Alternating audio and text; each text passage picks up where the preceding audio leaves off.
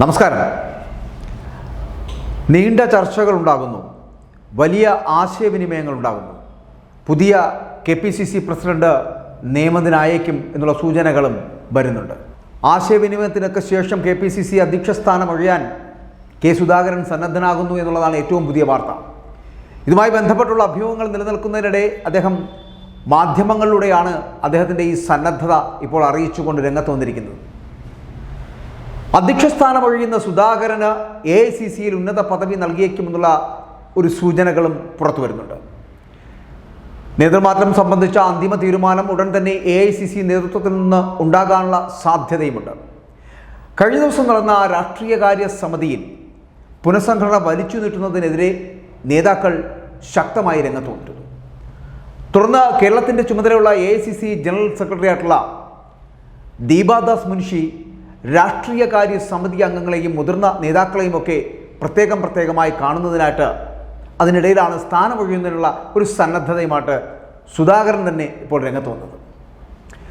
നിലവിൽ കണ്ണൂരിൽ നിന്നുള്ള പാർലമെന്റ് അംഗം കൂടിയാണ് ശ്രീ കെ സുധാകരൻ. അദ്ദേഹത്തെ ഒരു പദവി നൽകി ദേശീയ നേതൃത്വത്തിൻ്റെ ഭാഗമാക്കാനാണ് ഇപ്പോൾ കോൺഗ്രസിൽ വലിയ ആലോചന നടക്കുന്നത് എന്ന് വേണമെങ്കിൽ പറയാം.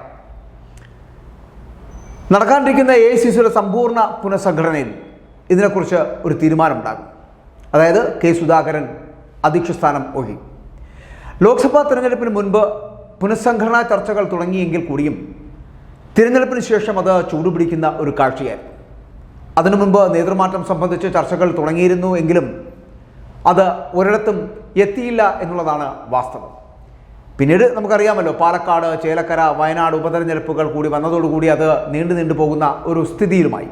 അങ്ങനെ അധ്യക്ഷസ്ഥാനം ഒഴിയാപ്പാറയായി മാറി. തദ്ദേശ തെരഞ്ഞെടുപ്പിനുള്ള മുന്നൊരുക്കങ്ങൾ തുടങ്ങുന്നതിനിടെയാണ് ഇപ്പോൾ അതിനിടെ നടക്കുന്ന ഒരു പുനഃസംഘടനയും ഒപ്പം തന്നെ നേതൃമാറ്റവുമൊക്കെ പാർട്ടിക്ക് ഗുണം ചെയ്യുമെന്ന്, പാർട്ടിയിൽ ഇത്തരത്തിലുള്ള അഴിച്ചുപണിയുവാനുള്ള കൃത്യമായ സമയമെത്തിയുമെന്ന് നേതാക്കൾ തന്നെ വിലയിരുത്തുകയും ചെയ്യുന്നുണ്ട്. അതുകൊണ്ടാണ് ഇത്തരത്തിലൊരു മാറ്റം ഉണ്ടാകാൻ പോകുന്നത്.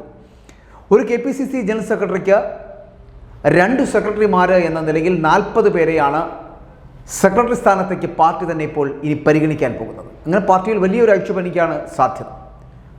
അതിൽ ഭൂരിഭാഗവും യുവാക്കൾ വേണമെന്നുള്ള ധാരണയിലേക്ക് എത്തുകയാണ്. നിലവിൽ ജനറൽ സെക്രട്ടറിമാർ, DCC അധ്യക്ഷന്മാർ, ഇവരുടെയൊക്കെ മാറ്റം അതാണ് പരിഗണനയിലേക്ക്.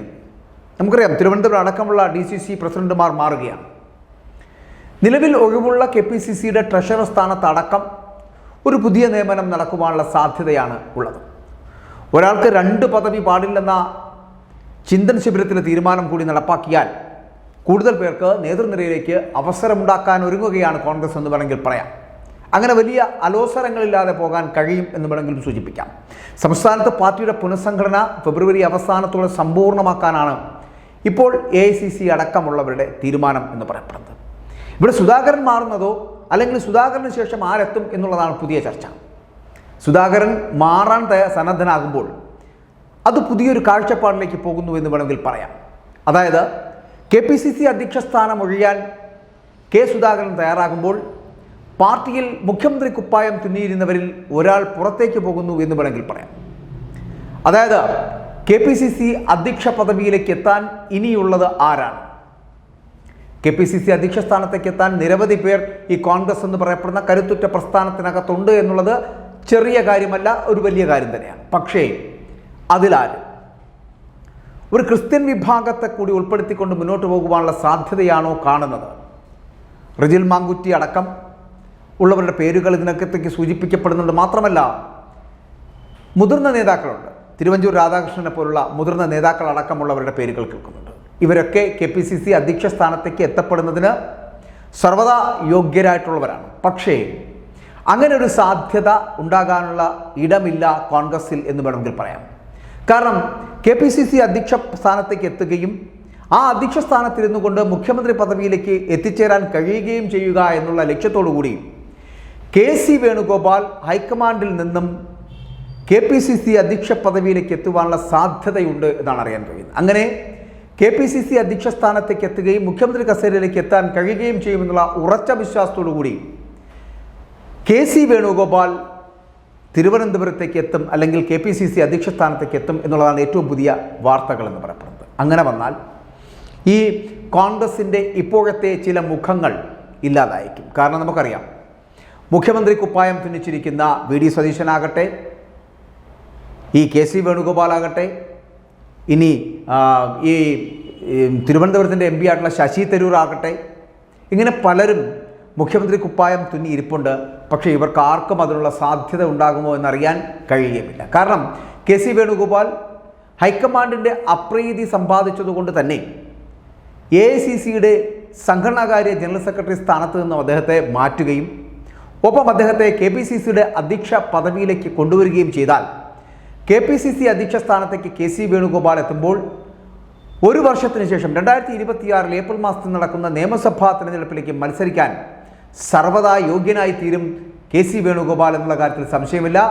അതോടുകൂടി മുഖ്യമന്ത്രി സ്ഥാനം തനിക്ക് തന്നെ നേടിയെടുക്കാൻ കഴിയുമെന്നുള്ള ആത്മവിശ്വാസത്തിലുമാണ് കെ സി വേണുഗോപാൽ. അതുകൊണ്ട് തന്നെ ഈ KPCC അധ്യക്ഷ സ്ഥാനം ഒഴിയുവാനുള്ള സുധാകരൻ്റെ സന്നദ്ധത എന്ന് പറയപ്പെടുന്നത് കെ സി വേണുഗോപാലിനെ പോലുള്ളവർക്ക് ചില സാധ്യതകൾ തുറന്നു കൊടുക്കുന്നു എന്ന് വേണമെങ്കിൽ പറയാം. അത്തരത്തിൽ കെ സി വേണുഗോപാലിന് മുഖ്യമന്ത്രി സ്ഥാനത്തേക്ക് എത്താൻ കഴിയുമെന്നുള്ള വിശ്വാസമുള്ളപ്പോൾ തന്നെ വി ഡി സതീശൻ അടക്കമുള്ളവർ ഈ രാഷ്ട്രീയകാര്യ സമിതി യോഗത്തിന് ശേഷം മര്യാദയ്ക്കിരിക്കും എന്ന് തോന്നുന്നുണ്ടോ? ഒരിക്കലും അത്തരത്തിലുള്ള സാധ്യതയുമില്ല. അതുകൊണ്ട് തന്നെ കലങ്ങി മറിയുവാനുള്ള സാധ്യതയുണ്ട് ഈ കോൺഗ്രസ് പാർട്ടിക്കുള്ളിൽ എന്നുള്ള കാര്യത്തിൽ സംശയമില്ല. അതുകൊണ്ട് ഈ രാഷ്ട്രീയകാര്യ സമിതിയിൽ തന്നെ വച്ചു നടന്ന പോർവിളികൾ വരുന്ന തെരഞ്ഞെടുപ്പിന് മുൻപ് പലതരത്തിലുള്ള പൊട്ടിത്തെറികൾക്കും ചിലപ്പോൾ കാരണമായേക്കാം എന്നുള്ള സൂചനകൾ കൂടി എത്തുന്നുണ്ട്. എന്തായാലും വരും ദിനങ്ങൾ കോൺഗ്രസിലെ പൊട്ടിത്തെറിയുടെ ദിനങ്ങളാണോ അതോ കേരളത്തിൽ ഭരണത്തിലേക്ക് തിരികെ എത്തുവാനുള്ള ദിവസങ്ങളാണോ എന്ന് കാത്തിരുന്ന് കാണാം.